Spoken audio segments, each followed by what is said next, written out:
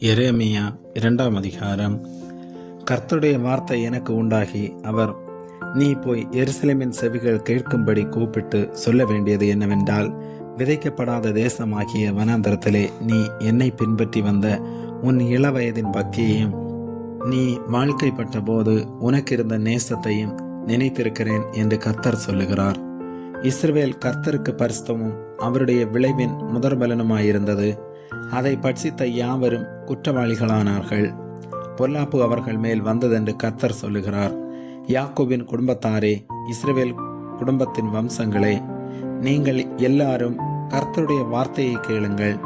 கர்த்தர் சொல்லுகிறது என்னவென்றால், எங்களை எகிப்து தேசத்திலிருந்து வர பண்ணினவரும் அவாந்தர வெளியும் பள்ளங்களும் உள்ள தேசமும் வறட்சியும் மரண இருளும் உள்ள தேசமும் ஒருவனும் கடாவாமலும் ஒரு மனுஷனும் குடியிராமலும் இருக்கிற தேசவுமான வனாந்தரத்தில் எங்களை நடத்தினவருமாகிய கர்த்தர் எங்கே என்று உங்கள் பிதாக்கள் கேளாமல் என்னை விட்டு தூரப்பட்டு மாயை பின்பற்றி வீணராய் போகிறதற்கு என்னிடத்தில் என்ன அநியாயத்தை கண்டார்கள்? செழிப்பான தேசத்தின் கனியையும் நன்மையும் சாப்பிடும்படிக்கு நான் உங்களை அவ்விடத்துக்கு அழைத்து கொண்டு வந்தேன்.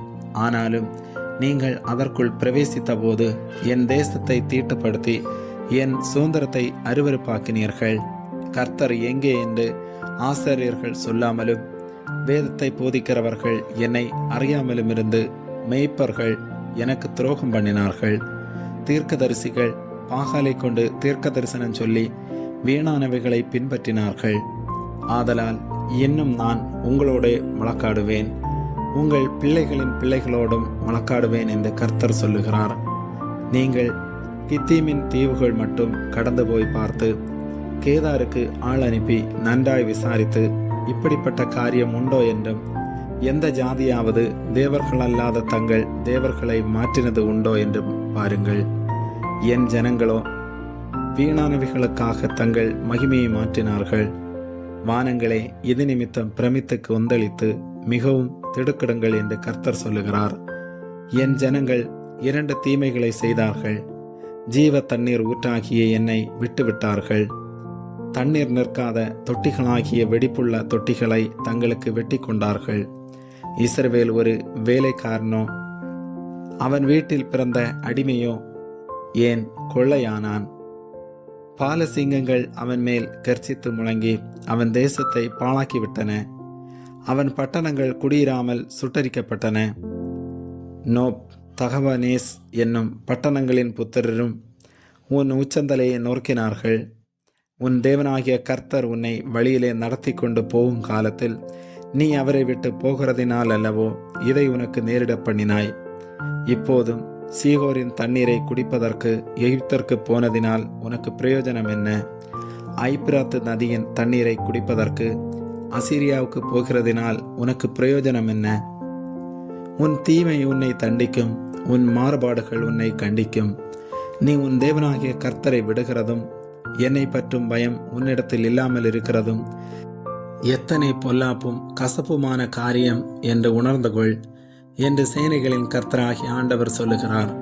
பூர்வ காலம் துவங்கி நான் உன் நுகத்தடியை முறித்து உன் கட்டுகளை அறுத்தேன். நான் அடிமைப்படுவதில்லை என்று நீயும் சொன்னாயே. ஆகிலும் உயரமான சகல மேட்டின் மேலும் பச்சையான சகல மரத்தின் கீழும் நீ வேசியாய் திரிகிறாய். நான் உன்னை முற்றிலும் நற்கனிதரும் உயர்குல திராட்சை செடியாக நாட்டினேன். நீ எனக்கு காட்டு திராட்சை செடியின் ஆகாத கொடிகளாய் மாறிப்போனது என்ன? நீ உன்னை உவர் மண்ணினாலே கழுவி அதிக சவுக்காரத்தை கையாடினாலும் உன் அக்கிரமத்தின் கரைகள் எனக்கு முன்பாக இருக்கும் என்று கர்த்தராகிய ஆண்டவர் சொல்லுகிறார். நான் தீட்டுப்படவில்லை, நான் பாகால்களை பின்பற்றவில்லை என்று நீ எப்படி சொல்லுகிறாய்? பள்ளத்தாக்கிலே நீ நடக்கிற மார்க்கத்தை பார், நீ செய்ததை உணர்ந்து கொள். தாறுமாறாய் ஓடுகிற வேகமான பெண்ணோட்டகம் நீ. வனாந்தரத்திலே பழகினதும் தன் இச்சையின் மதவெறியிலே காற்றை உட்கொள்ளுகிறதுமான காட்டு கழுதை நீ. அதன் ஆவலை நிறுத்தி அதை திருப்புகிறவன் யார்? அதை தேடுகிறவர்கள் ஒருவரும் வருத்தப்பட வேண்டியதில்லை. அதன் மாசத்தில் அதை கண்டுபிடிப்பார்கள். உன் கால் வெறும் காலாகாதபடிக்கும் உன் தொண்டை வறட்சி அடையாதபடிக்கும் அடைக்குள் என்றால் நீ அது கூடாத காரியம். நான் அப்படி செய்ய மாட்டேன். அந்நியரை நேசிக்கிறேன், அவர்கள் பிறகே போவேன் என்கிறாய். திருடன் அகப்படுகிற போது எப்படி வெட்கப்படுகிறானோ அப்படியே இஸ்ரவேல் வம்சத்தார் வெட்கப்படுவார்கள். கட்டையை பார்த்து நீ என் தகப்பன் என்றும், கல்லை பார்த்து நீ என்னை பெற்றாய் என்றும் சொல்லுகிற அவர்களும், அவர்கள் ராஜாக்களும், அவர்கள் பிரபுக்களும், அவர்கள் ஆசாரியர்களும், அவர்கள் தீர்க்கதரிசிகளும் வெட்கப்படுவார்கள். அவர்கள் தங்கள் முகத்தை அல்ல தங்கள் முதுகை எனக்கு காட்டினார்கள். தங்கள் ஆபத்து காலத்திலோ எழுந்து எங்களை ரட்சியும் என்கிறார்கள். நீ உனக்கு உண்டு பண்ணின தேவர்கள் எங்கே? உன் ஆபத்து காலத்தில் உன்னை ரட்சிக்க கூடுமானால் அவைகள் எழும்பட்டும். யூதாவே, உன் பட்டணங்களின் இலக்கமும் உன் தேவர்களின் இலக்கமும் சரி. என்னோட நீங்கள் வழக்காடுவானேன்? நீங்கள் அனைவரும் எனக்கு விரோதமாய் துரோகம் பண்ணினீர்கள் என்று கர்த்தர் சொல்லுகிறார். நான் உங்கள் பிள்ளைகளை அடித்தது விருதா? சிட்சையை ஏற்றுக்கொள்ளாமற் போனார்கள். அழிக்கிற சிங்கத்தைப் போல உங்கள் பட்டயம் உங்கள் தீர்க்கதரிசிகளை பட்சித்தது. சந்ததியாரே, நீங்கள் கர்த்தருடைய வார்த்தையை சிந்தித்து பாருங்கள். நான் இஸ்ரவேலுக்கு வனாந்தரமும் காரிருளான பூமியுமாக இருந்தேனோ? பின்ன ஏன் என் ஜனங்கள் நாங்களே எஜமான்கள், இனி உம்மிடத்தில் நாங்கள் வருவதில்லை என்று சொல்லுகிறார்கள்? ஒரு பெண் தன் ஆபரணத்தையும் ஒரு மணவாட்டி தன் ஆடைகளையும் மறப்பாளோ? என் ஜனங்களோ எண்ணி முடியாத நாட்களாய் என்னை மறந்து விட்டார்கள். நேசத்தை தேடும்படிக்கு நீ உன் வழிகளை நயப்படுத்துகிறதென்ன? இவ்விதமாய் நீ பொல்லாத ஸ்திரீகளுக்கும் உன் வழிகளை கற்றுக் கொடுத்தாய். உன் வஸ்திர ஓரங்களிலும் குற்றமில்லாத ஏழை ஆத்துமாக்களின் இரத்தம் காணப்படுகிறது. அதை தோண்டி தேடுகிறதினால் அல்ல, அது எல்லாவற்றின் மேலும் வெளியாய் இருக்கிறதினால் அதை கண்டுபிடித்தேன். ஆகிலும் குற்றமில்லாதிருக்கிறேன் என்றும் அவருடைய கோபம் என்னை விட்டு திரும்பிட்டு என்றும் சொல்லுகிறாய்.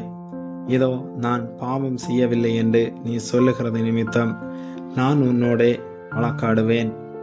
நீ உன் வழியை மாற்றி மாற்றி இவ்வளவாய் விலகி போகிறது என்ன? நீ அசீரியாவினால் வெட்கி போனது போல எகிப்தினாலும் வெட்கி போவாய். நீ உன் கைகளை உன் தலையின் மேல் வைத்துக்கொண்டு இவ்விடத்திலிருந்து புறப்பட்டு போவாய். ஏனெனில் உன் நம்பிக்கைகளை கர்த்தர் வெறுத்திருக்கிறார், அவைகளால் உனக்கு காரியம் வாய்க்காது. ஆமேன்.